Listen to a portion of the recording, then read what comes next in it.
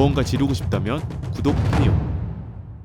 안녕하세요, 해우입니다. 자, 오늘은 레이저에서 드디어 인텔이 아닌 AMD 라이젠 CPU가 탑재된 게이밍 노트북을 출시했습니다. 바로 레이저 블레이드 14입니다. 먼저 레이저 블레이드 시리즈 라인업은 크게 세 가지가 있었습니다. 레이저 블레이드 스텔스 13인치 모델, 레이저 블레이드 15인치 모델, 레이저 블레이드 프로 17인치 모델.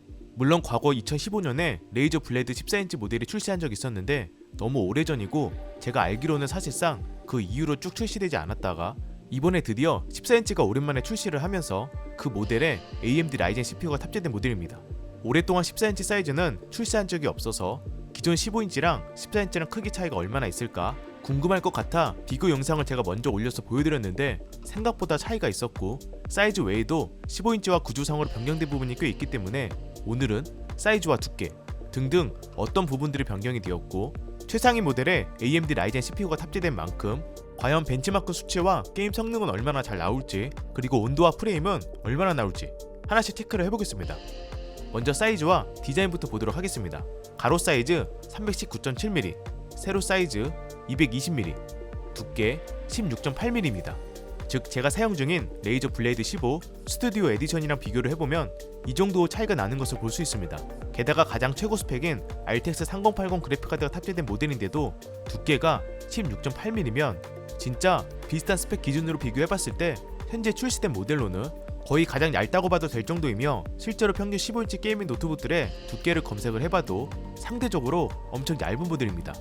거기에 무게 또한 2kg도 되지 않는 1.78kg, 최고 스펙에 탑재된 고성능 게이밍 노트북들의 평균 무게가 2kg을 살짝 넘거나 거의 근접하는 무게인 것을 감안하면 무게 또한 정말 가볍다고 볼 수 있습니다.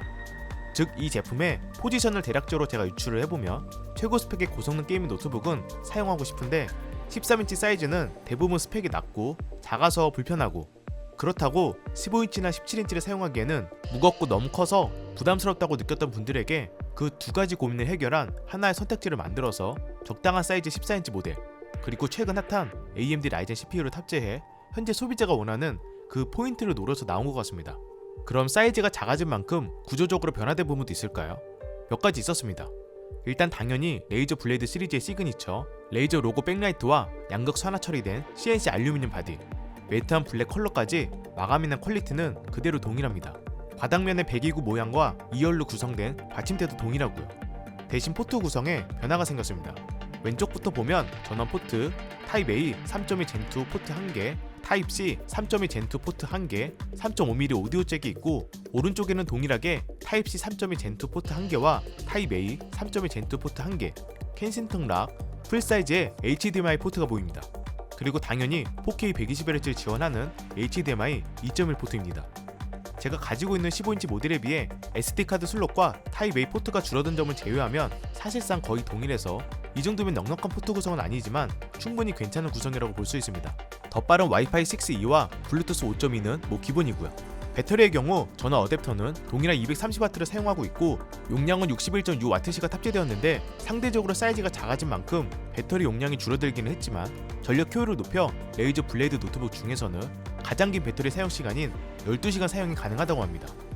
물론 이 기준은 키보드 백라이트를 끈 상태에서 그리고 45% 밝기로 측정된 수치이며 어떤 작업을 하느냐에 따라서 화면 밝기, 사운드 볼륨 등등 다양한 변수로 인해 실제 사용 시에는 분명 체감 사용 시간은 다 다를 것으로 생각합니다. 다만 동일한 측정 기준, 다른 레이저 블레이드 노트북 중에서는 가장 긴 배터리 사용 시간이 가능하다는 게 중요한 포인트 같습니다. 내부도 한번 보겠습니다. 먼저 키보드는 15인치랑 비교했을 때 꽤 차이가 있었습니다. 전원 버튼이 스피커 쪽에 배치되는 게 아닌 키보드 자판 가장 메뉴 우측 상단에 배치가 되면서 분리되었던 델키와 인서트 키가 합쳐졌고 F1에서 F12 키들이 있는 맨 위 키들이 세로 길이가 다 짧아졌습니다. 또한 우측에 있는 백스페이스, 엔터키, 좌측에 있는 탭키, 캡슐키 길이도 다 짧아졌고 우측에 있던 펑션키도 사라졌습니다. 좌측에 한 개만 배치가 된 셈인 거죠. 게다가 방향키 또한 사용하기 불편한 납작한 형태로 변경이 되었습니다. 특히 방향키는 작은 노트북의 경우 대부분 이렇게 들어가는 경우가 많으니 이해는 하지만 엔터키는 꽤 작게 느껴져서 저는 초반에 적응이 살짝 필요했습니다. 의외로 맨 위에 있는 키 세로 길이가 짧아진 부분은 크게 불편하지는 않았고요. 그래도 레이저 블레이드 상위 라인에 적용되는 레이저 크로마 RGB 싱글존 라이트를 지원하고 있어서 각 키마다 개별 RGB 조명을 따로 설정할 수 있었습니다. 타건 느낌은 일반적인 멤브레인 키보드의 타건감이라 큰 특징은 없고 63g의 적당한 키압과 적당한 깊이감이라고 보면 됩니다. 터치패드는 정밀 가공된 글라스 소재로 제작이 되었는데 기존 블레이드 시리즈와 큰 차이는 없었습니다. 즉 묵직하면서 차갑고 매우 부드럽습니다.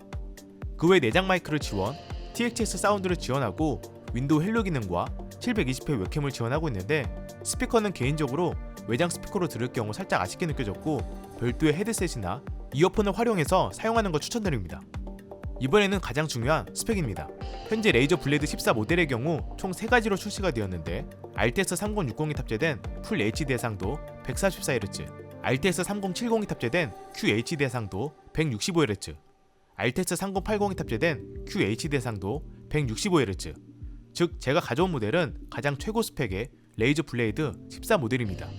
CPU는 8코어 16스레드의 AMD 라이젠 9 5900HX 프로세서 최상위 모델이 탑재되었고 그래픽카드는 엔비디아 지포스 RTX 3080 램은 DDR4 16GB의 온보드 방식이며 저장 공간은 삼성 M.2 SSD 1TB이고 SSD는 업그레이드를 통해 최대 2TB까지 지원하고 있습니다. 온보드 방식이라 램 고정에 SSD 슬롯이 한개인 거는 살짝 아쉽더라고요. 디스플레이는 16:9 비율의 QHD 해상도 최대 165Hz를 지원하며 눈글레 처리가 되었고 4.7mm 이면 슬림 베젤에 적용되었는데 개인적으로 하단 베젤이 기존 15인치 모델보다도 약 5mm 정도 더 두꺼워져서 아쉽긴 했습니다.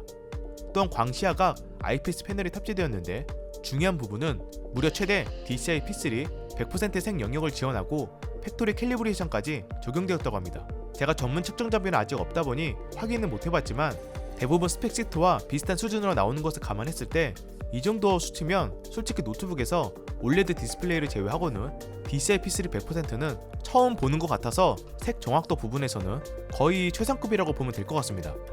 동일한 레이저 블레이드 14 모델 풀 HD 모델은 sRGB 100%라서 지원하는 색 영역에서는 차이가 꽤 있다고 볼 수 있습니다. 그리고 게이밍 노트북답게 당연히 AMD FreeSync 프리미엄을 지원하고요. 일단 아직 성능 체크를 해보지는 않았지만 스펙을 봤을 때는 어느 하나 부족한 부분 없이 진짜 알차게 아주 잘 나온 것 같습니다. 온도도 뒤에서 보여드리겠지만 레이저 블레이드 상위 모델에만 탑재되는 베이퍼 챔버 쿨링 시스템으로 탑재가 되었고 88개의 블레이드 날개가 있는 2개의 쿨링 팬이 탑재되었고요. 이제 성능을 보도록 하겠습니다. 먼저 레이저 시냅스 3 설정에서 퍼포먼스 모드를 변경할 수 있는데 최대 성능 모드로 측정되었으며 밸런스 모드와 최대 성능 모드의 차이도 뒤에서 잠깐 보여드리겠습니다.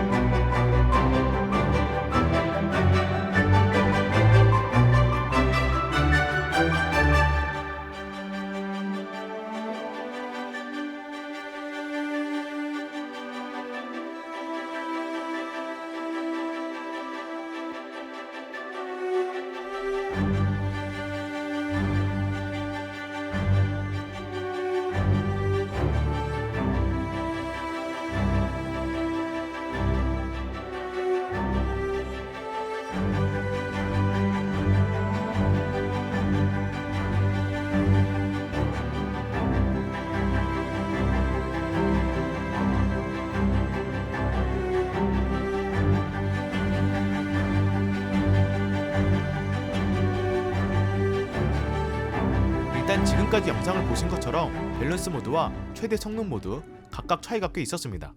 기본적으로 GPU 온도는 성능 모드에 따라서 큰 변화 없이 상당히 중수한 편입니다.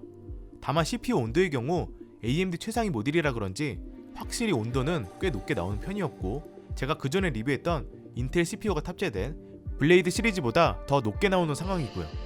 특히나 트리플 A급 게임의 최고 옵션으로 플레이할 경우 밸런스 모드의 경우 자동 팬 속도 조절인데 이게 생각보다 발열을 잘 잡지는 못하는 것 같아서 90도를 훌쩍 넘기는 온도를 보여줬고 오히려 최대 성능 모드 시 팬 소음은 더 증가하지만 레이저 블레이드의 그 특유 발열 해소 능력이 극대화되어 CPU 발열을 90도 초반 또는 그 아래까지 내려가면서 훨씬 더 잘 잡는 것을 볼 수 있었습니다.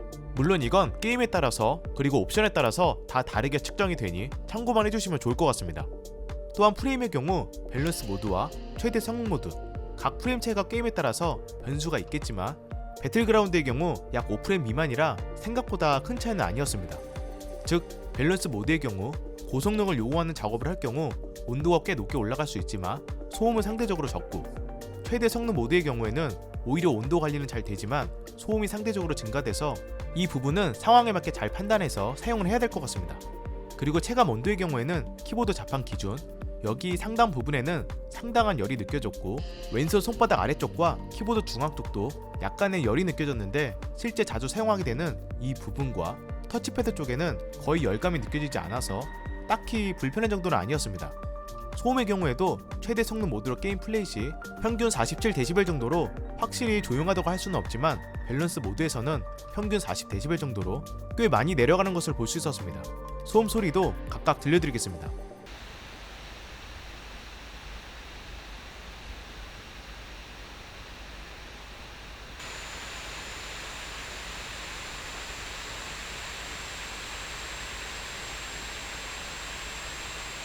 그래서 이렇게 지금까지 AMD 라이젠 CPU가 탑재된 레이저 블레이드 14 모델을 한번 알아봤는데, 일단 제 기준에서는 4K OLED 패널이 탑재된 모델을 제외한 게이밍이 포커스로 둔 레이저 블레이드 시리즈 중에서는 온도를 제외하면 정말 잘 나온 것 같습니다.